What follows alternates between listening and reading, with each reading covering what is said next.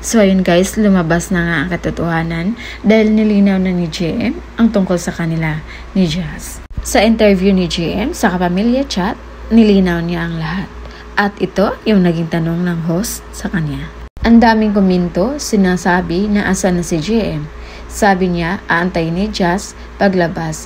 But now, hindi namin nakita together. Anong masasabi mo doon? At ito ang naging sagot ni JM. Sa loob pa lang ng bahay ni Kuya, nabanggit ko na kay Jazz na hindi ako magiging ready paglabas ko. Lalo na ngayon na hindi ko naman nakamtam ang mapabilang sa Big Four. Nakapag-usap naman kami at parehas kami na gustong unahin ang sarili. At friends naman kami ni Jazz. At dagdag pa ni JM, hindi ko lang maintindihan kung bakit kailangang i-bash ang babae. Napakabuting tao, napakabuting babae. Hindi ko lang maintindihan kung bakit sa kanya napunta lahat ng galaw ko. Disagree naman tayo guys na napakabuting tao ni Jazz dahil matapos ng rap battle nila ni Fiang, alam din naman natin or nakikita din natin yung sincerity niya sa paghingi ng tawad kay Fiang. Pero yun nga, ang tumatakas sa kaisipan ng mga tao ay yung nagawa niyang mali. Kaya ayon ba sa mga netizens, bote na lang at interview na si JM para matapos na daw yung bashing.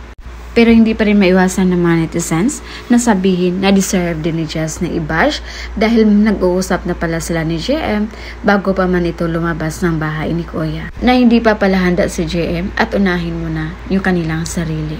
Bakit ba daw hinayaan kasi ni Jazz yung mga supporters ng JM Jazz na ipagsiksikan yung sinasabi nilang wait for me na alam naman pala sa sarili ni Jazz na wala lang yun para kay JM. At ngayon pa lang daw ito nag-post sa kanyang Instagram account na chapter close dahil nagsalita na daw si JM at para hindi daw siya mas lalong mapahiya. Pero ang totoo niyan, mas lalong nakakahiya daw para sa kanilang mga supporters dahil alam pala ni Jazz ang buong katotohanan sa salitang wait for me. Pero hindi man lang ito sinabi kahit nauna na itong lumabas sa bahay ni Kuya.